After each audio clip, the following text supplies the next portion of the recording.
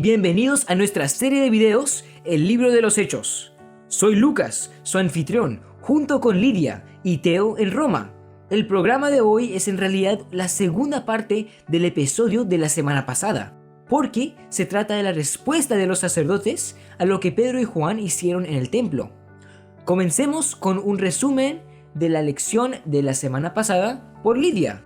Pues bien, cuando Pedro y Juan fueron al templo a orar, vieron a un hombre cojo que pedía limosna fuera de la puerta, la hermosa. En vez de darle dinero, Pedro le sanó las piernas. El hombre se levantó y entró con Pedro y Juan en el templo para adorar. Mucha gente le reconoció como el cojo que pedía limosna y le preguntaron cómo le habían sanado. Pedro y Juan hablaron del poder otorgado por Jesús, que había resucitado de entre los muertos. Muchos habían estado esperando escuchar este mensaje y con alegría aceptaron a Jesús como el Hijo de Dios. Pero esto no hizo feliz al Sanedrín. ¿Debo explicar quiénes eran? ¡Adelante! Bueno, desde la muerte del rey Herodes hasta que Roma destruyó Jerusalén, Israel fue gobernado por un grupo de 71 hombres, llamado el Sanedrín. El sumo sacerdote era el líder o príncipe, y los demás pertenecían a uno de dos grupos, los saduceos o los fariseos. Ambos grupos eran maestros de la ley, pero ¿en qué se diferenciaban? Los fariseos eran en su mayoría comerciantes de clase media o dueños de negocios que se habían enriquecido. Por ejemplo, Nicodemo y Pablo se hicieron fariseos. Los saduceos, en cambio, eran probablemente descendientes de Sadoc, un sumo sacerdote de la época de David. Básicamente era una cosa de familia.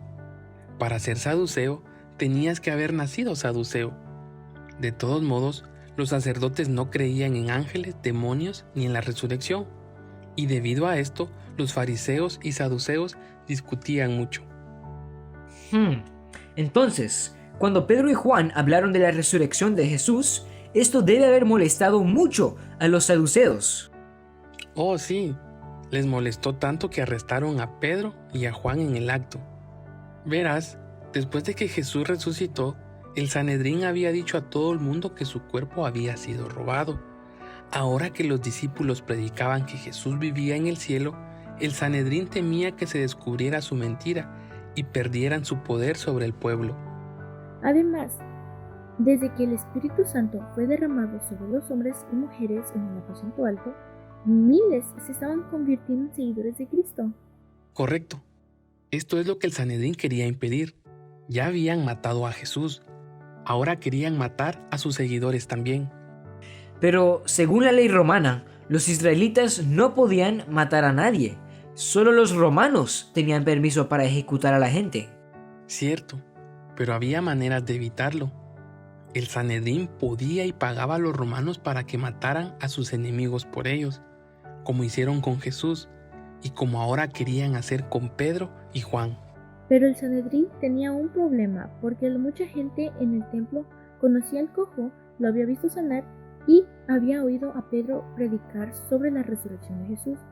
Incluso con los fariseos y sacerdotes trabajando juntos, no pudieron inventar una mentira lo suficientemente grande como para cubrir este milagro. Exactamente. Al día siguiente, cuando el Sanedrín llamó a Pedro y a Juan a sus aposentos para interrogarlos, muchos recordaron lo asustados que habían estado ambos cuando Jesús fue arrestado, y pensaron que podían intimidarlos para que nunca más hablaran de Jesús. Pero Pedro y Juan ya no eran los mismos hombres, habían sido convertidos. Nadie que ha estado con Jesús permanece igual. El Espíritu Santo le dio a Pedro el poder de hablar con valentía ante el Sanedrín. Les dijo que Jesucristo, a quien habían crucificado, había resucitado de la tumba. Él era la piedra angular sobre la que habían escrito los profetas, que fue rechazado por los líderes judíos porque no actuaba, ni hablaba, ni vivía como ellos pensaban que debía. Aún así, solo a través de Jesús podían encontrar la salvación. Piensa que, a través del testimonio de Pedro, Jesús todavía estaba tratando de llegar a los corazones de aquellos que lo habían crucificado.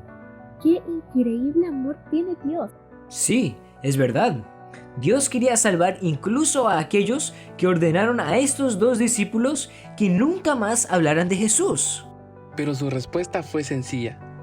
Pedro y Juan dijeron: juzguen ustedes mismos si es justo a los ojos de Dios obedecer a ustedes en lugar de obedecer a Dios. No podemos dejar de hablar de lo que hemos visto y oído. Entonces, como el Sanedrín temía que el pueblo se levantara contra ellos, dejaron libres a los 2 hombres. Es importante añadir que mientras Pedro y Juan estaban con el Sanedrín, muchos creyentes se reunieron para orar por ellos. ¿Puedes imaginar su alegría cuando Pedro y Juan regresaron y compartieron lo que había sucedido? Todos dieron gracias a Dios por su misericordia y oraron para que les diera más fuerza, porque veían que todos ellos, tanto hombres como mujeres, iban a encontrarse con las mismas dificultades que Cristo había experimentado. Y mientras oraban, Dios envió de nuevo al Espíritu Santo. De esta manera, Dios nos muestra que el Espíritu Santo no fue enviado solo una vez, sino que sería enviado cada vez que el pueblo de Dios pida su ayuda. Bueno, amigo, ¿y tú? ¿Necesitas valor para compartir la palabra de Dios con los demás? Ora como lo hicieron los discípulos y vive una vida de poder. ¡Adiós!